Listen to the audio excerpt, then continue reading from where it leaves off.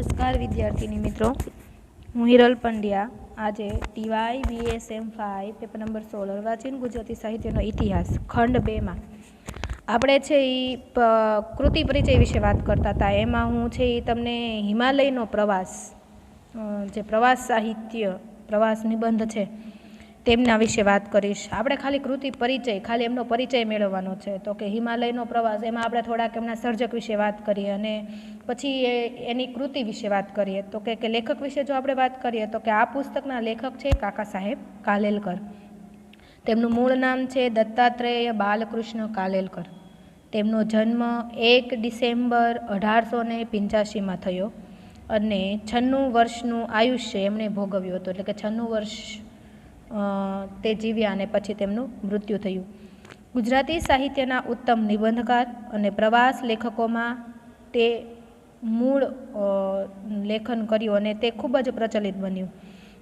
મૂળ મરાઠી, પછી LLB ભણી ગુજરાત આવ્યા અને 1915થી શાંતિ નિકેતનમાં, 1920 પછી તે ગુજરાત વિદ્યાપીઠમાં પ્રાચીન ઇતિહાસ, ધર્મશાસ્ત્ર, ઉપનિષદો અને બંગાળીના અધ્યાપક તરીકે પણ તેમણે કાર્ય કર્યું.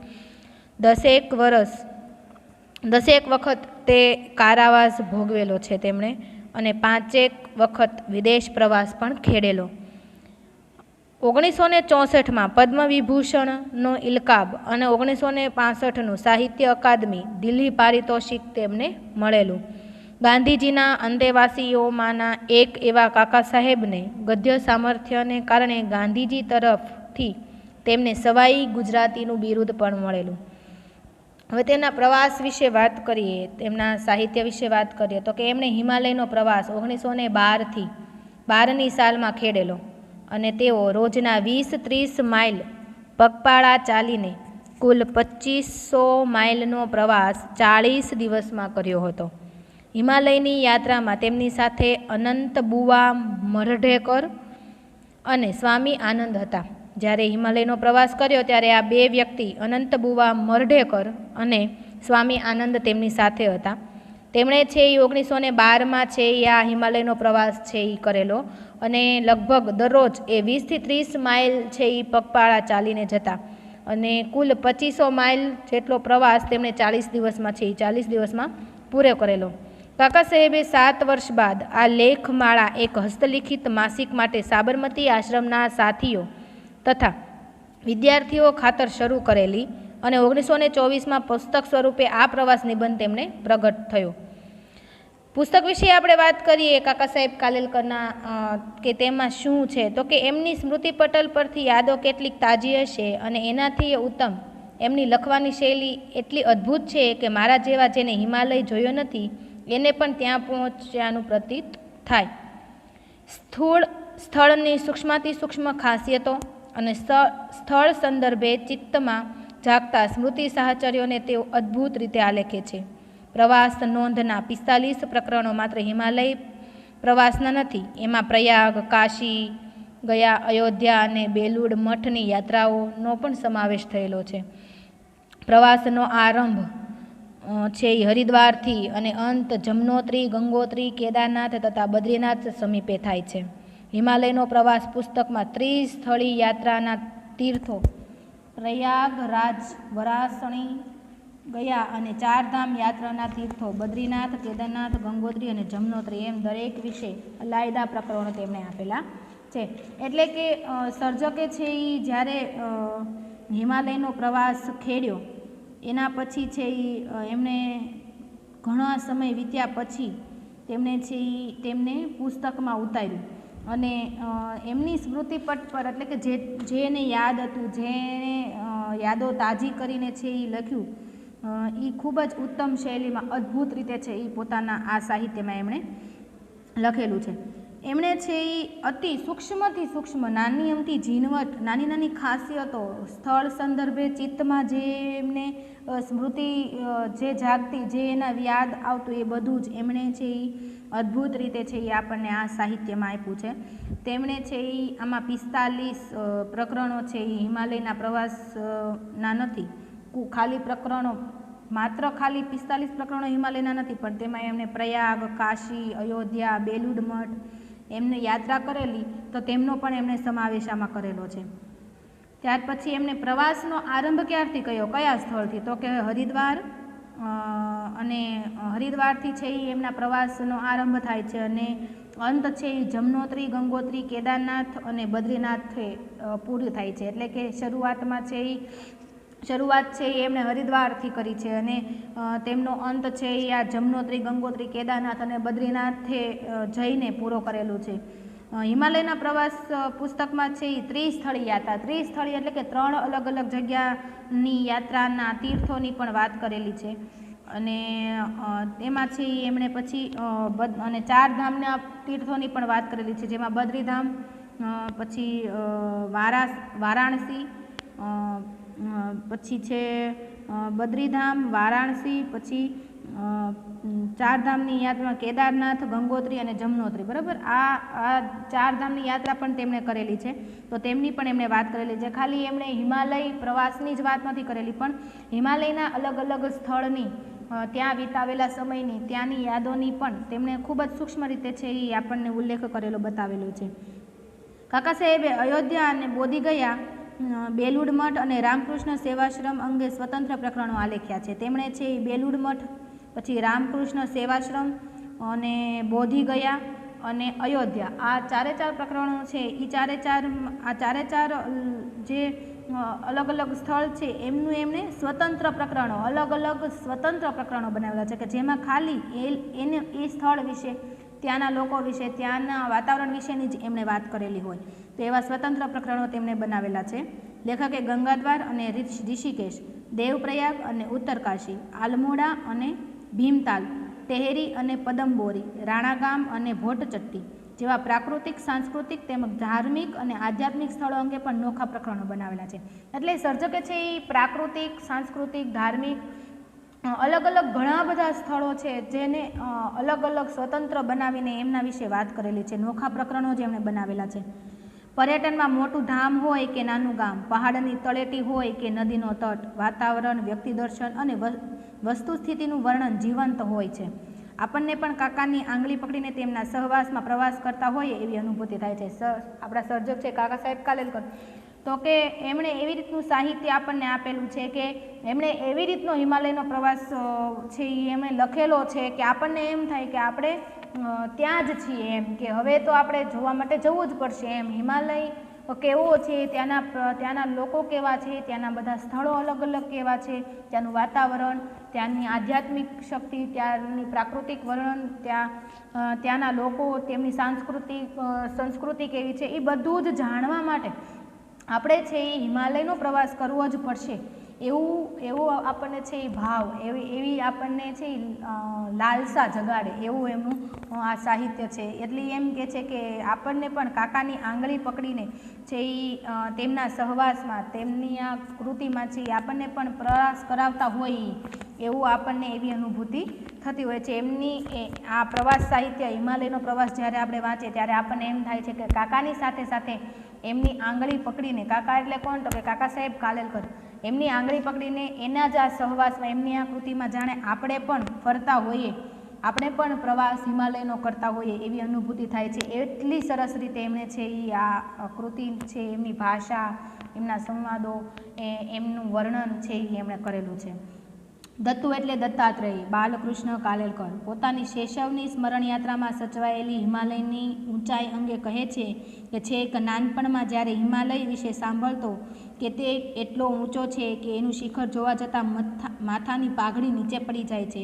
આ જ કાકા સાહેબે હિમાલયના સાક્ષાત્કાર પછી સર્જેલા શબ્દ શિખર સામે આપણે નતમસ્તક થઈ જઈએ છીએ.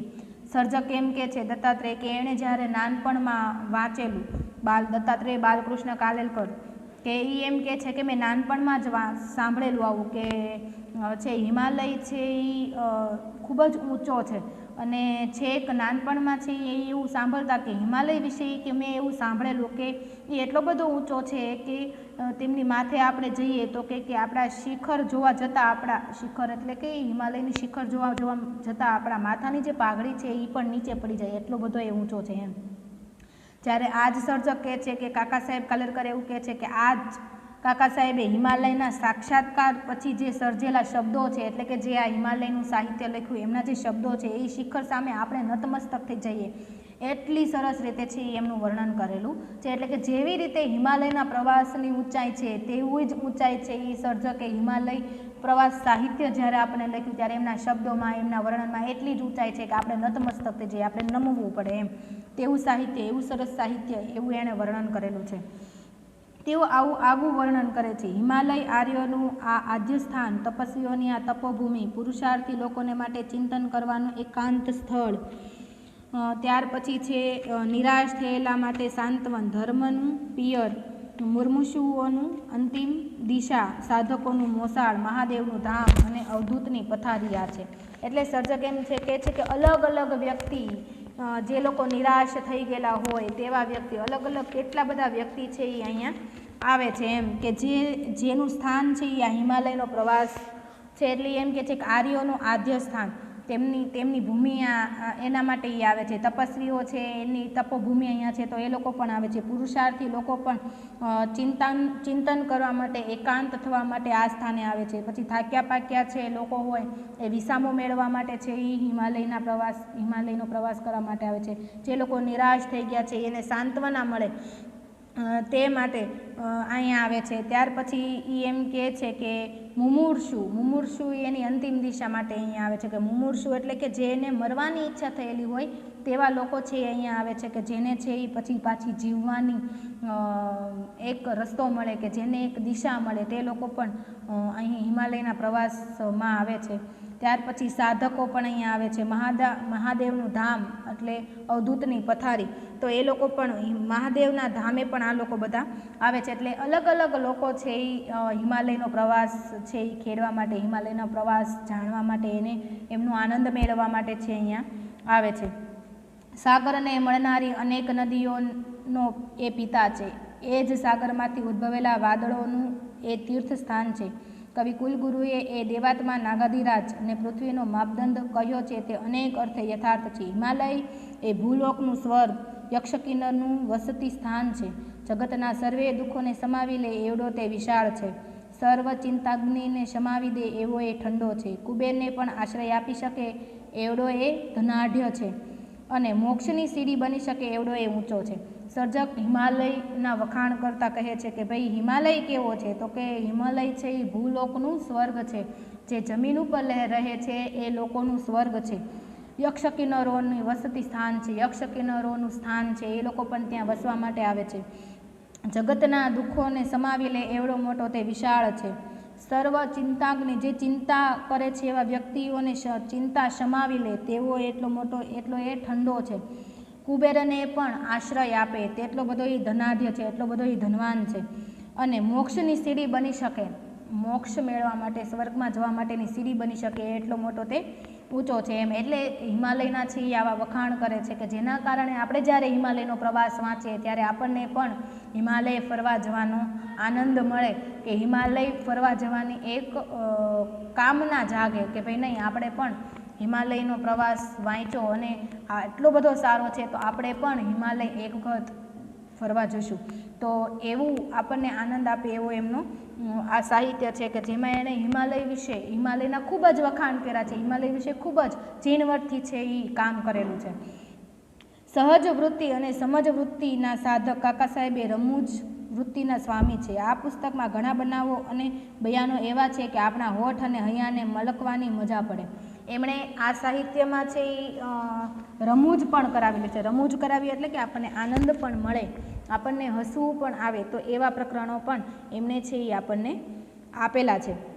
તો એવા એક પ્રસંગનો છે એ આપણે પ્રસાદ લઈએ કે એવા એક પ્રસંગ કે જેમાં આપણને આનંદ મળે, તો કે એવા પ્રસંગની એક વાત કરીએ તો કે સર્જક એમ કહે છે કે નાહવાનો શરીર શુદ્ધિ સાથે અથવા માલક હરણ સાથે કશો સંબંધ નથી. આખું શરીર પલળ્યું એટલે સ્નાન સંપૂર્ણ થયું. એ વ્યાખ્યા પ્રમાણે જ અમે નાહ્યા અને પાણીમાંથી જીવતા બહાર નીકળ્યા. અભ્રક અને પાણીમાંથી જીવતા બહાર નીકળ્યા. અભ્રક અને અત્યંત ઝીણી રેતીને કારણે પાણી ડહોળું હતું. હું જ્યાં નહાતો હતો ત્યાં પાણી પૂરતું ઊંડું નહીં હોવાથી માથું પલાળવા માટે મારે ઉતાવળે પાણીમાં ડૂબકી મારવી પડી. મને શી ખબર કે મારા માથા આગળ જ એક ગોળ પ્રાચીન પથ્થર પાણીમાં ધ્યાનસ્થ બેઠો છે. અમારા બંનેના માથા પ્રેમથી સખત ભેટ્યા. અવાજ તો થયો, પણ માથાની અંદર વેદના પહોંચવા જેટલું ચૈતન્ય ક્યાં રહ્યું હતું. બધીર શરીર હું પાછો દોડતો નીકળ્યો અને ધૂણી આગળ હાથ તપાવ્યા પછી જ પલળેલા કપડાં નીચોવા પામ્યો. બીજે દિવસે કપાળ પર પેલા મારા મિત્રની નાનીશી પ્રતિકૃતિ ઉપસેલી દેખાય ત્યારે અમારો ભેટો કેટલો પ્રેમાળ હતો તેનું પ્રદર્શન થયું. અહીંયા છે આપણને આનંદ રમૂજી થાય, એટલે કે આપણને આનંદ મળે, હસવું આવે તેવી એક વાત કરી સર્જકે કે હું એવું વિચારતો કે શરીર શુદ્ધિ માટે નાહવું જરૂરી છે, અને નાહવું એટલે કે ખાલી એક શરીર પલળી ગયું એટલે સમજી લો કે સ્નાન સંપૂર્ણ થઈ ગયું એમ. તો આવી જ વ્યાખ્યાને લઈને અમે છે આવી જ વ્યાખ્યા હું માનતો કે ભાઈ આપણે એક શરીર પલળી ગયું એટલે નાહી લીધું એ સંપૂર્ણ એમ, સંપૂર્ણ નાહી લીધું એમ. એટલે સર્જક કહે છે કે અમે નાહવા માટે છે એ પાણીમાં જતા અને પાણીમાં પડ્યા અને નાની ઝીણી રેતીના કારણે છે એ પાણી ડોળું પણ થઈ જતું. પણ હું જે જગ્યાએ પાણીમાં નાહવા ગયો ત્યાં આટલી બધી ઊંડાણ નહોતી, એટલે હું કે ડૂબકી મારવા નીચે નમ્યો, અને ડૂબકી મારવા નીચે નમ્યો ત્યાં એક પાણો, એક પથ્થર કે જે છે એ પાણીમાં ધ્યાનસ્થ હતો, એટલે કે ધ્યાનમાં બેઠો હોય એવી રીતે એક પથ્થર છે એ બેઠો હતો, અને એની સાથે છે એ સર્જકનું માથું ભટકાણું. એટલે સર્જક એમ કહે છે કે અમે બંને એવા પ્રેમથી સખત ભેટ્યા. માથું ભટકાણું એટલે સર્જક એને એવા શબ્દોથી આપણને વાત કરે છે કે અમે એવા ભેટ્યા પ્રેમથી એમ. તો તેમની આખી વાત કરી કે પ્રેમથી એવા ભેટ્યા તો કેવો અવાજ આવ્યો એના ઉપરથી જ ખબર પડતી હતી કે કેવા અમે પ્રેમથી ભેટ્યા એમ. પછી એમ કહે છે કે બધી રીતે અમે પછી ત્યાંથી નાહીને બહાર નીકળ્યા. બીજે દિવસે જોયું તો મારા મિત્ર જેની સાથે હું પ્રેમથી ભેટ્યો હતો, એટલે કે પથ્થર જેની સાથે હું ભટકાયો હતો એમ, કે જેની સાથે હું પ્રેમથી ભટકાયો હતો તો તેની પ્રતિકૃતિ ઉપસેલી, એટલે કે ઢીમચું થઈ ગયેલું, તો કે એની પ્રતિકૃતિ છે એ ઉપસેલી દેખાય એટલે ખબર પડી કે અમારો ભેટો કેટલો પ્રેમાળ હતો, એનું પ્રદર્શન થયું એમ. કે પાણાની સાથે ભટકાણા તો ઢીમચું થઈ ગયું, તો એ એમ કહે છે કે અમારો બંનેનો જે ભેટો થયેલો હતો એ કેટલો પ્રેમાળ હતો એમ, કે જેનું પ્રદર્શન છે એ અહીંયા મારા માથા ઉપર દેખાય છે એમ. તો અહીંયા છે એ આપણને આનંદની અનુભૂતિ થાય છે. તો આવા પ્રકરણો પણ દત્તાત્રેય આપણને, એટલે કે કાકા સાહેબ કાલેલકરે આપણને આપ્યા છે. ધર્મદર્શનના સઘન અભ્યાસી કાકા કાલેલકર સમાજ જીવનના સચોટ અવલોકનકાર સાબિત થાય છે. તેઓ માત્ર પર્યટનમાંથી નિજાનંદ નથી લેતા, પર્યાવરણ અંગે નિસ્બત પણ વ્યક્ત કરે છે. તેઓ ઘટનાક્રમને બોધપાઠમાં ફેરવી આપે છે. એમણે આપેલા આ ઉદાહરણથી આપણી સમજણ છે એ પણ સ્પષ્ટ થશે. હિમાલયના ખેડૂતની રસોઈમાં અજબનું સ્વાવલંબન હોય છે. તેની પાસે વહોરાની ટોપી જેવી એક મોટી લોઢાની તપેલી કે વાસળી હોય છે. એમાં એ પહેલાં લોટ બાંધીને પથરા પર મૂકી દે છે. પછી 3 પથરાના ચૂલામાં દેતવા સળગાવી તેના પર એ જ તાસલીમાં રોટલીઓ શેકી લે છે. એ બધી રોટલીઓ હાથ રૂમાલ પર રાખી ફરી એ જ તાસલીમાં શાક રાંધી લે છે. તાસલી લોઢાની એટલે ગમે તે શાક એક જ રંગનું થઈ જાય છે. હવે એનું શું જોઈએ તો કે શાક રોટલી ધરાઈને ખાય અને તાસલી ઉટકે એટલે પાણી પીવાનું પણ એ જ વાસણ. જમીને બપોરે જરા વામકુક્ષી કરી લે અને એ જ તાસલી માથા પર રાખી એના પર ફેટો જેવું બાંધી દે, એટલે કેરીના ગોટલા જેવડા કરા આકાશમાંથી પડે તોય શીર સલામત. આટલી સૂઝ અને હિકમત જોવા છતાં શહેરીઓ કહે છે કે પહાડના લોકો જંગલી ખરા જ, તો જંગલમાં રહે તે અપંગ હોય નહીં, અને અપંગપણું એ તો સુધારવાનો પાયો અને શિખર છે. અસંખ્ય સાધનો વગર જે ચલાવી ન શકે તે સુધરેલો, અને ઓછામાં ઓછા સાધનથી ચલાવવાની બાહોશી જેનામાં છે તે જંગલી. એ વાક્ય શું સાચી નથી? હવે સર્જક કહે છે કે એ ખાલી આપણને આનંદ કે ધર્મદર્શન જ નથી કરાવતા, પણ એ સમાજ જીવન, ત્યાંના લોકો છે એ કઈ રીતે જીવે છે, ત્યાંનું વાતાવરણ કેવું છે, ત્યાંનું પર્યાવરણ કેવું છે તેમની પણ એ વાત કરે છે. તો એમના એક ઉદાહરણ તરીકે એ વાત કરે છે કે હિમાલયના ખેડૂતની રસોઈ તમે જુઓ તો અજબનું સ્વાવલંબન તેમાં આપણને જોવા મળે છે. એ કહે છે કે અહીંના લોકો કેવા છે તો કે વહોરાની ટોપી જેવી એક મોટી લોઢાની તપેલી કે તાસળી હોય છે તેમની પાસે. હવે એ જ તાસળીમાં છે એ લોકો લોટ બાંધે છે, અને પછી એ જ તાસળીને છે એ 3 ઈંટો મૂકીને તેની ઉપર એ તાસળી મૂકીને તેમાં જ તે છે એ રોટલી કે રોટલા છે એ શેકે છે, અને પછી ધોઈને એ જ તાસળીમાં છે એ પાછા એ લોકો શાક વઘારે છે. અને પછી એ જમી કાઢીને પછી એ જ જમી કાઢીને પછી થોડુંક છે એ આ વામકુક્ષ એટલે કે આડું પડખું ફરીને થોડુંક પડખું ફરીને આરામ કરીને પછી છે એ જ તાસળીને માથા ઉપર મૂકીને ફેટો બાંધે છે, એટલે કે જે બરફના કરા પડે એ છે એમના માથામાં ન વાગે. તો એ જ તાસલીને પછી ધોઈને પાછા એ તાસલીને માથા ઉપર મૂકીને એની માથે પાછો એ ફેટો બાંધે છે, એટલે કે જે કરા પડે એ માથામાં સીધા વાગે નહીં એટલા માટે. તો પણ લોકો એમ કહે છે કે ગામના લોકો છે કે એવા પહાડના લોકો છે એ લોકો જંગલી છે એમ. તો કે આ કઈ રીતના જંગલી, એમ કે જે લોકો છે એ આટલું બધું આપણે એમ કે એ લોકો અભણ છે, એ જંગલી છે, એમને કંઈ ખબર નથી પડતી. તો આ લોકોને એક જ પાત્રની કેટલી રીતે ઉપયોગમાં લે છે, તો એ શું જંગલી હશે એમ. જે લોકો એટલે સર્જક એમ કહે છે કે જે લોકોને વધારે જરૂરિયાત છે, જે લોકોને અસંખ્ય સાધનોની જરૂર પડે છે, એ લોકો છે એ બધા સુધરેલા છે એમ. અને જે ઓછામાં ઓછા સાધનથી ચલાવી લે છે તો એ શું જંગલી છે એમ. તો તેમની આ વાત સર્જક અહીં કરે છે કે ત્યાંના લોકો છે એ આવા છે, તો લોકો એમ કહે છે કે લોકો જંગલી છે એમ. ત્યાંના લોકો છે, પહાડમાં રહેનારા લોકો જંગલી છે. તો આ શું, જે ઓછામાં ઓછા સાધનોથી પોતાનું જીવન જરૂરિયાત વસ્તુ પૂરી કરતા હોય તો શું એ લોકો જંગલી છે. અને જે લોકો વધારે ને વધારે સાધનોનો ઉપયોગ કરીને પોતાનું જીવન જીવતા હોય તો શું એ લોકો સુધરેલા છે એમ. તો અહીં સર્જકથી વાત કરે છે. તો કે આ પુસ્તકમાં પદયાત્રી અને કલમયાત્રી કાકા સાહેબ કાલેલકરે પર્યટન સ્થળોથી માંડીને પ્રકૃતિ સૌંદર્યનું આબેહૂબ અને આહલાદક વર્ણન કર્યું છે. તેમણે મઠથી માંડીને મંદિર, પાઠશાળાથી માંડીને ધર્મશાળાની મુલાકાતો લીધી છે. કાકા સાહેબે વૃક્ષો અને વાદળો, પુષ્પો અને પહાડો, ઝરણા અને તારલા, સરોવર અને આકાશ, પથ્થર અને બરફ વિશે રસપ્રદ વાત માંડીને કરી છે. બધી જ વાત એમણે માંડીને કરેલી છે. મઠથી માંડીને મંદિર સુધીની, પાઠશાળાથી માંડીને ધર્મશાળા સુધીની મુલાકાતો લઈને તેમણે છે તેમનું વર્ણન છે એ હિમાલયના પ્રવાસમાં કરેલું છે. ત્યાર પછી ત્યાંના વૃક્ષો, તેમના વાદળો, ત્યાંના પુષ્પો, ત્યાંના પહાડો, ત્યાંના ઝરણા અને તારલા, સરોવર અને આકાશ, પથ્થર અને બરફ વગેરે વિશે રસપ્રદ, આપણને આનંદ મળે, આપણને રસ પડે તેવી રીતે છે એ એમણે વાત માંડીને કરેલી છે. તેમણે સાધુઓ, સંન્યાસીઓ, ઋષિમુનિઓ, નાગા બાબાઓ, વેપારીઓ, પ્રવાસીઓ, ખેડૂતો અને મજૂરો સાથે સંવાદો કર્યા છે. કાકા સાહેબના બીજા લખાણોની જેમ આ પુસ્તકમાં પણ સંસ્કૃત અને મરાઠી સાહિત્યમાંથી અવતરણો ઘણી જગ્યાએ જોવા મળે છે. એમણે ઋષિમુનિઓ, નાગાબાઓ સાથે, વેપારી, પ્રવાસીઓ સાથે, ત્યાંના સાધુ સંન્યાસીઓ સાથે, ખેડૂત મજૂરો સાથે વાત કરીને, સંવાદો કરીને પણ તેમને પણ પોતાના સાહિત્યમાં ઉતારેલા છે. અને તેમના લખાણોમાં છે એ આપણને સંસ્કૃત અને મરાઠી સાહિત્યના અમુક એવા અવતરો, અમુક એવી વાતો છે એ અમુક જગ્યાએ છે એ જોવા મળે છે. તો આ હતો હિમાલયનો પ્રવાસ, કે જેમાં સર્જકે છે એ આપણને ઘણું બધું એવું હિમાલય વિશે છે એ આપણને આનંદ મળે, આપણને રસ જાગે, આપણને પણ ત્યાં જવાની તાલાવેલી થાય તેવું સાહિત્ય છે એ એમણે આપણને આપ્યું. તો આવું સાહિત્ય છે એ આપણને સર્જકે છે એ આપેલું છે, કાકા સાહેબ કાલેલકરે હિમાલયનો પ્રવાસ. બરાબર, હું માનું છું તો લગભગ તમને બધાને સમજાઈ જ ગયું હશે. હિમાલયનો પ્રવાસ તમારે ભણવામાં પણ આવતો. તો હિમાલયનો પ્રવાસ કૃતિ કેવી છે, તેમાં શું વર્ણન કરેલું છે, સર્જકે કઈ રીતનું વર્ણન કરેલું છે, કે ત્યાંના લોકો કેવા છે, ત્યાંનું વાતાવરણ કેવું છે, ત્યાંના વેપારી, ત્યાંના સાધુ સંતો, ત્યાંના નાગા બાવાઓ, ત્યાંના સંન્યાસીઓ, એમનું વાત પણ સર્જકે કરેલી છે. તેમના વાદળો, ત્યાંના છે એ તારલા, ત્યાંના પહાડો, તેમના ઝરણા, ત્યાંની બધી જ એક વસ્તુને ઝીણવટથી તેમણે છે એ પોતાના આ સાહિત્યમાં કોતરેલી છે. તો આવું સાહિત્ય છે પ્રવાસ સાહિત્ય. હિમાલયનો પ્રવાસ એ ખૂબ જ સારું એવું સાહિત્ય છે કે જેને વાંચતા ભાવકને પણ હિમાલય જવાની તાલાવેલી થાય. અથવા તો આપણે જ્યારે વાંચીએ ત્યારે કાકા સાહેબ કાલેલકરની આંગળી પકડીને આપણે પણ હિમાલય ફરવા જતા હોઈએ અને ત્યાંનું આ અનુભવ થતા હોય તેવું તેમનું આ સાહિત્ય છે. બરાબર, તો અહીંયા તો આપણે રાખીએ કે જેમાં આપણને સર્જક વિશે પણ થોડુંક જાણવા મળ્યું અને સર્જકે જે કૃતિ આપણને આપી છે હિમાલયનો પ્રવાસ, તેમના વિશે પણ આપણને ઘણું ખરું જાણવા મળ્યું. બરાબર, તો આ તમારી એક કૃતિ પરિચયમાં આવે છે હિમાલયનો પ્રવાસ. બરાબર, કે જેમાં તમારે હિમાલય વિશે ટૂંકમાં સંક્ષેપમાં છે એ આપણે માહિતી આપણે આપવાની છે. તો આ હતું આપણી કૃતિ. બરાબર, હિમાલયનો પ્રવાસ, જે છે બાલકૃષ્ણ કાલેલકર, દત્તાત્રેય બાલકૃષ્ણ કાલેલકર. બરાબર, કાકા સાહેબ કાલેલકરની. બરાબર, તો અહીં આપણે રાખીએ. ધન્યવાદ.